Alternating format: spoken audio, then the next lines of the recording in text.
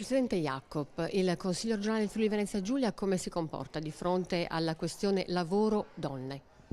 Il tema delle donne fa parte di quei temi che il Consiglio regionale tratta nella difesa dei diritti, tutela dei diritti di cittadinanza, direi così, e delle opportunità, e quindi in questo caso donne e lavoro è evidentemente uno dei temi più qualificanti nell'azione che il Consiglio regionale tende a fare grazie alla Commissione, grazie alla sensibilità del Consiglio e anche l'iniziativa delle numerose consigliere che nel Consiglio prestano proprio lavoro.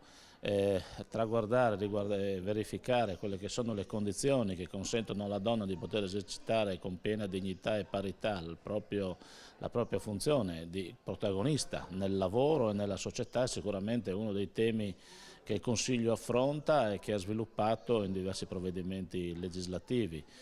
Pensiamo a tutto il tema dell'assistenza alla famiglia, dell'assistenza ai minori, della individuazione di servizi fondamentali per quanto attiene appunto il ruolo di donna, madre e dei figli. In questo senso quindi credo che la Regione abbia dato dimostrazione, e il Consiglio regionale in particolare, di attenzione e di rispetto a questo tema. Il Presidente del Senato ha fatto un po' mea culpa come uomo in questi giorni dopo l'ennesimo atto di violenza contro le donne, dicendo è un po' colpa degli uomini. All'uomo che oggi prende parte a un convegno femminile chiediamo cosa ne pensa.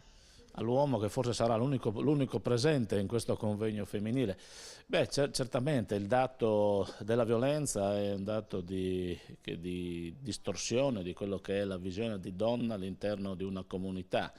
Credo che la violenza sia da parte degli uomini una sorta di affermazione di superiorità, quasi di possesso, che forse apparteneva al passato ma che oggi ovviamente, direi proprio il tema di questo convegno è uno dei temi che ribadisce ciò.